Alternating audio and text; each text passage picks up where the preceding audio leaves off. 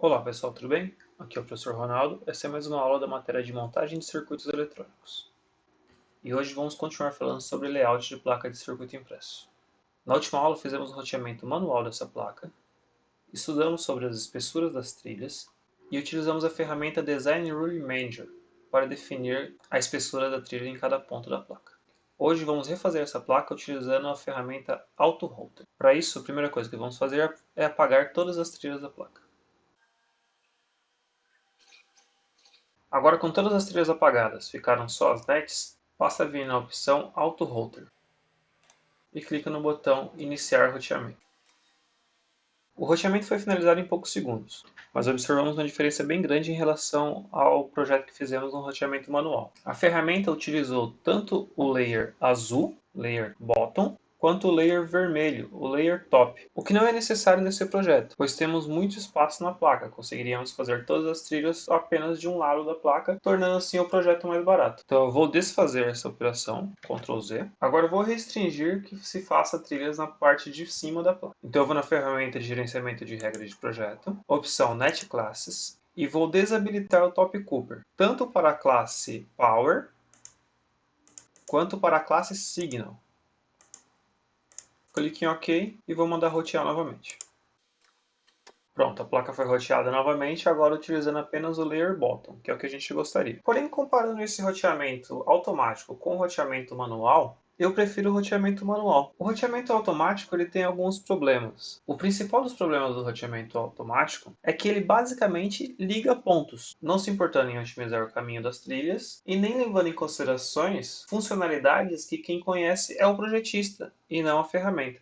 Por exemplo, aqui no regulador de tensão, os dois capacitores, C2 e C3, são capacitores de filtro, um filtro de entrada e um filtro de saída. A ideia é que tudo que seja conectado aos 5 volts, a saída desse regulador, esteja conectado ao filtro, passando pelo capacitor, e não conectado diretamente no regulador. E aqui a gente vê que o nosso resistor que está alimentando esse LED foi conectado direto no regulador. Isso não é interessante. Além disso, a gente vê que as trilhas poderiam ter sido melhor otimizadas, né? Com tanto espaço na placa, por que passar uma trilha tão grossa no meio de um capacitor tão pequeno? Se eu fizer essa placa aqui manualmente, essa trilha vai estar completamente exposta. A chance de eu fazer um curto no momento de soldar esse capacitor é muito grande. Vemos também algumas trilhas tortas, como isso aqui, ó. Não precisaria fazer essa trilha com esse ângulo de 45 graus e descendo para cá e depois vindo para a esquerda. Poderia descer essa trilha direto e apenas vir com uma trilha aqui. Isso é um problema mais estético do que qualquer outra coisa. Outro ponto que evitamos são as trilhas de 90 graus. E aí tem tanto questões estéticas quanto questões funcionais. Eu vou fazer um outro vídeo falando especificamente sobre o ângulo das trilhas. Mas por padrão utilizamos sempre 45 graus, como está aqui em cima. Aí vocês devem estar se perguntando, pô, então não devo utilizar o auto router? Mais ou menos. Por regra geral, eu diria o seguinte: as trilhas mais importantes do projeto, faça manualmente, pois você, que é o projetista, deve saber melhor o caminho dessas trilhas do que a ferramenta de roteamento automático. E quais são as trilhas mais importantes? As trilhas de alimentação são sempre muito importantes em qualquer projeto. E aí, dependendo do projeto que você estiver trabalhando, vai ter outros sinais que são importantes. Um projeto que envolva USB 3.0, as trilhas do diferencial PERS são trilhas muito importantes. Projetos que envolvem microcontroladores,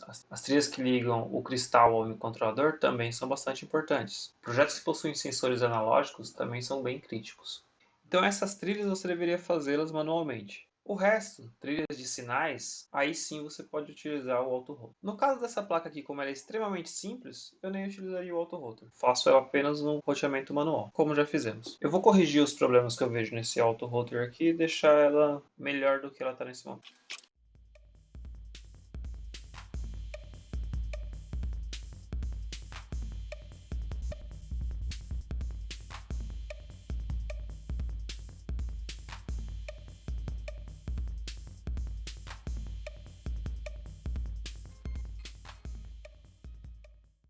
Pronto. Não está igual o roteamento original, feito 100% manual, e nem o segundo roteamento que foi feito 100% no automático. Esse aqui é um híbrido. Talvez seja a solução ideal. Vou aproveitar agora e inserir mais um elemento nessa placa. Vou inserir um plano de terra. Então vou selecionar a ferramenta Zone Mode e dentro da área da placa eu vou desenhar um retângulo. Agora eu vou selecionar o layer que eu quero que esse plano de terra fique, no caso o Bottom Cooper, e se eu vou conectar ele a alguma net. Vou conectar a net de GND. E vou aumentar um pouco o clearance. Vou deixar 40, a mesma espessura das nossas trilhas mais finas. O clearance é a distância que esse plano vai ter para as outras trilhas. Clique em OK. E agora a gente vê que tem uma área de cobre muito maior na nossa placa. E que essa área de cobre está conectando tudo o que era o GND da placa. Então as trilhas GND ficaram um pouco escondidas dentro do plano de terra. Não tem problema, a ideia era justamente essa. O plano de terra é utilizado por diversos motivos.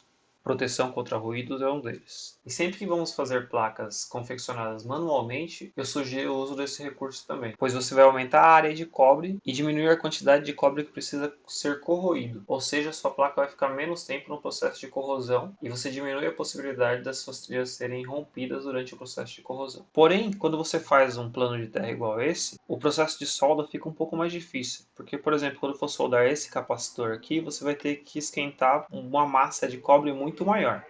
A gente consegue ver que essa placa aqui ela tem muito espaço sobrando, né? Vou utilizar a ferramenta Dimension Mode para medir a nossa placa.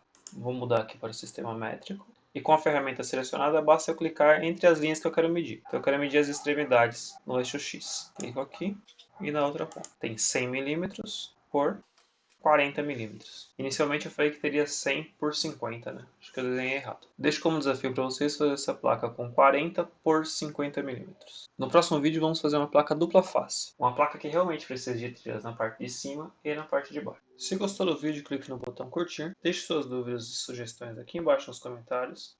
E se inscreva no canal.